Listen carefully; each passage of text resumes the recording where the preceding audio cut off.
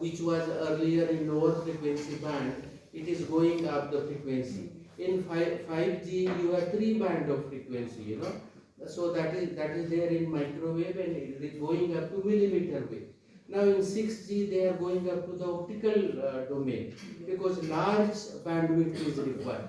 Why we should get large bandwidth in the higher frequency? You take an example of 1 megahertz. 1 megahertz, 1% bandwidth will be 10 kilohertz. 10 kilohertz. Now if you are using a channel size of 5 kilohertz, you will be able to accommodate only 2 channels in 10 kilohertz. Now instead of 1 megahertz, now you use 1 gigahertz, and 1% bandwidth will be 100 megahertz. So you can see how many channels you will be able to accommodate. So larger data rate, and also time is inversely proportional to frequency. So higher the bandwidth, higher the frequency, faster will be the data rate, isn't it? So all these things are the present technological demand is that people are moving up to higher frequency. So this is the basic concept why people are going the higher frequency. There are many other things which we can talk about this. The radar system, RFID. Other day when I was going from Pune to Bombay, the car was speeding, and then there was a speed gun, and we found out that it is above 80 kilometers. All those things are derived from this technology itself. So we will talk those things some other time. Maybe when they conduct next this type of course, I will come for half day, and then all those things we will try to refresh. But other these things, as a teacher, what I feel that why you have to be very careful why you have to go to higher frequency. I hope I have emphasized that one. I did not take calculations, so because of paucity of time. But quickly we will see when you are designing this example. I always give, because that I happened with me in Delhi University. To make you familiar with circuit theory, the teacher used to give you breadboard, and then they will ask you to make a common emitter amplifier using transistor. If I remember, 2N222 transistor was there. So it will have 3 legs, and then lots of capacitor and resistance they will give you. Power supply they will give you. Kilohertz signal generator they will give you. Oscilloscope with 10 megahertz or 100 megahertz they will give you. And you have to demonstrate working of common emitter amplifier.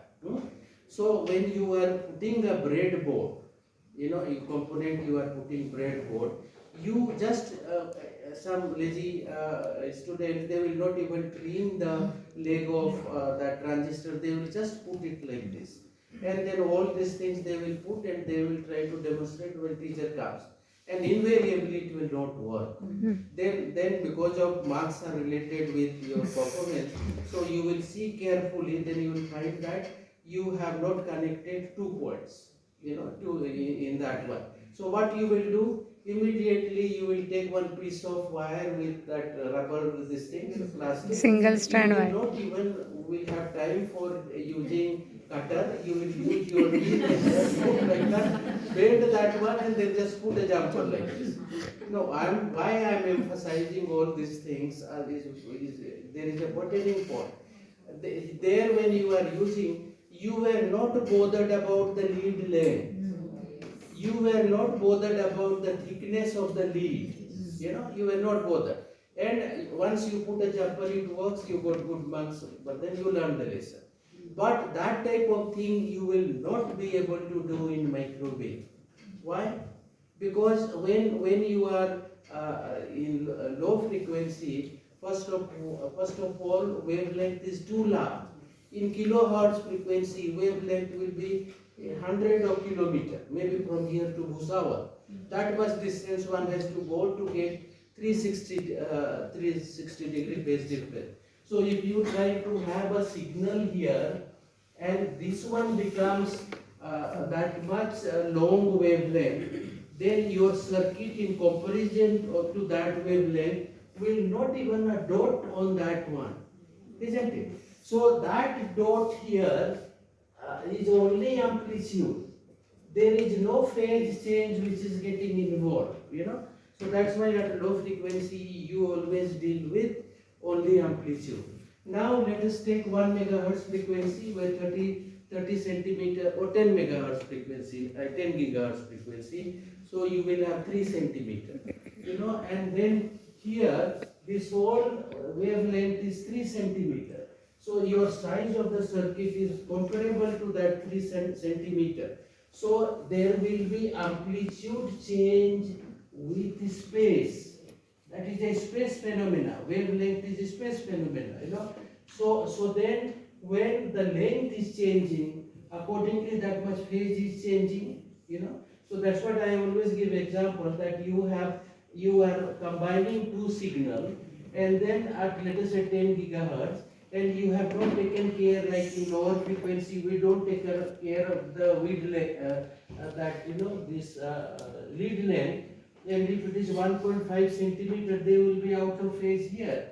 So let us say you want 2V here, instead of that one is becoming plus, other one is becoming minus because of 15 centimeter lead length difference, you will get 0 voltage, So at higher frequency you cannot only deal with amplitude, you have to take care of the phase also.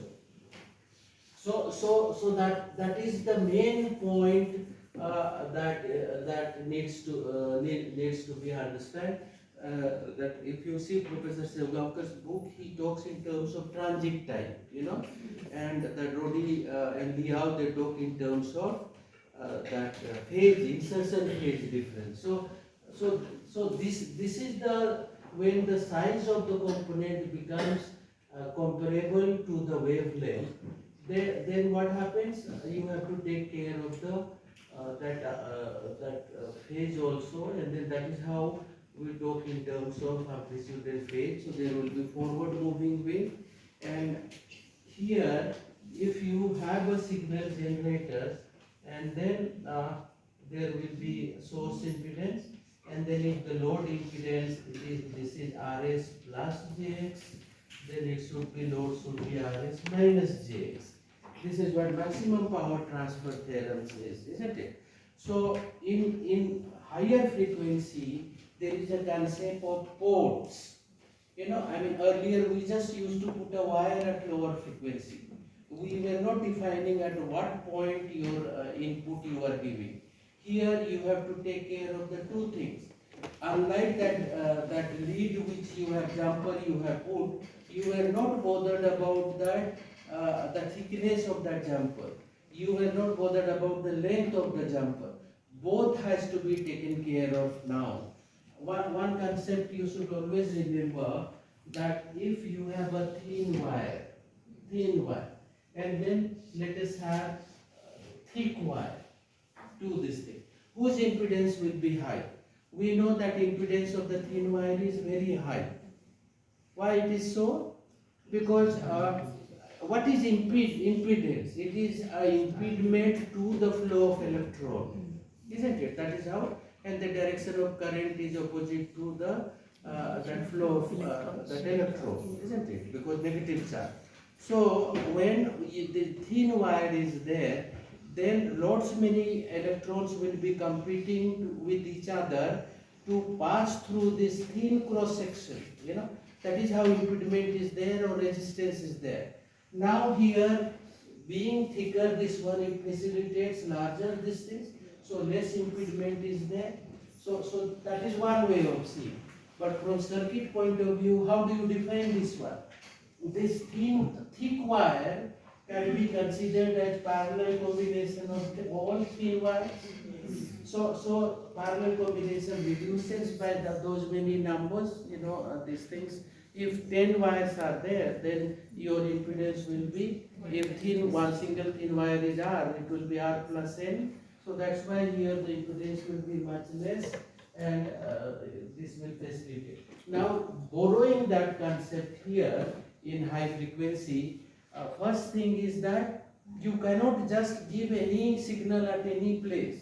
You have to restrict, because each and every small length will contribute to the phase difference. So that's why the concept, 40 line, the concept of input port and output port is fixed. So that with respect to that only you see the phase difference.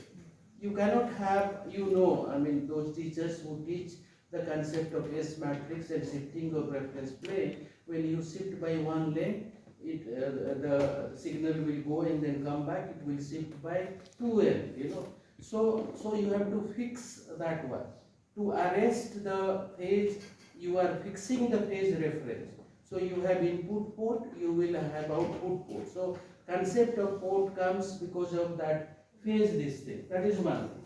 Second thing is that we talk in terms of whatever that maximum power transfer theorem at lower frequency, that get manifested into impedance matching problem in high frequency. Because here what happens, wave moves in this direction, also it goes in this direction. So if it is this impedance is exactly same as this impedance, because concept of characteristic impedance of a transmission line comes into picture, and characteristic impedance is always the real number. If you remember your the transmission line theory, we in India we have adopted 50 ohm. In Russia they have adopted 75 ohm. So this 50 ohm has to be matched with this 50 ohm, because you know that concept of reflection coefficient gamma is ZL minus Z0 divided by ZL plus Z0. So this reflection means it will get reflected from here, mismatch is there. When ZL is equal to Z0, then only gamma will be there. So that means this impedance has to be same as this impedance. That is the concept. So at whatever you have complex conjugate maximum power transfer theorem, that get translated into matching problem of high frequency. Both impedance has to be matched. That is one thing. And the backbone of high frequency is what do you call, for analysis or whatever you want to analyze, we use scattering matrix, because now the voltage, forward moving voltage wave, reverse moving voltage wave. So there will be reflection, there will be transmission, and then if more ports are there, then transmission to many ports will be there. So it is a scattering phenomenon, reflection and transmission. Earlier current was flowing and getting to the ground, and then circuit used to get completed. Here also similar things happens, because in TM mode you have signal will go and then it will balance in the reverse direction. So here, so that also has to be kept in mind for designing the circuit. So the point here is that maximum power transfer theorem gets manifested to the reflection coefficient, and idea is that whatever signal you are generating, that should be optimally utilized, so that you should have minimum reflection. How many of you have taught this amplifier design to students, RF amplifier or microwave amplifier design to students? Anyone has taught?